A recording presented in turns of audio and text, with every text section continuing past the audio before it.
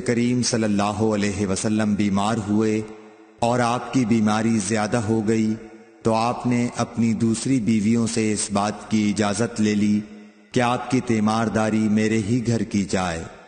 انہوں نے آپ کو اجازت دے دی۔ ایک روز رسول کریم صلی اللہ علیہ وسلم دو آدمیوں کے درمیان سہارا لے کر گھر سے نکلے۔ آپ کے پاؤں کمزوری کی وجہ سے زمین پر گھسٹتے جاتے تھے۔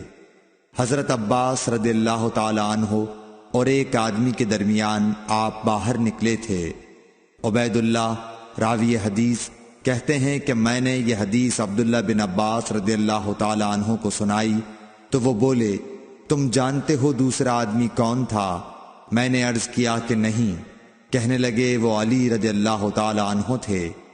پھر حضرت عائشہ رضی اللہ تعالی عنہا فرماتی تھیں کہ جب نبی کریم صلی اللہ علیہ وسلم اپنے گھر میں داخل ہوئے اور آپ کا مرض بڑھ گیا تو آپ نے فرمایا میرے اوپر ایسی 7 مشکوں کا پانی ڈالو جن کے سربند نہ کھولے گئے ہوں، تاکہ میں سکون کے بعد لوگوں کو کچھ وصیت کروں۔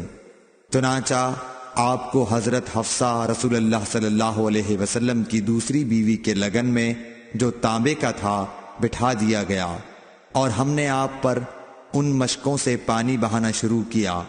جب آپ ہم کو اشارہ فرمانے لگے کہ بس اب تم نے اپنا کام پورا کر دیا تو اس کے بعد آپ لوگوں کے پاس باہر تشریف لے گئے۔ صحیح بخاری حدیث نمبر 198۔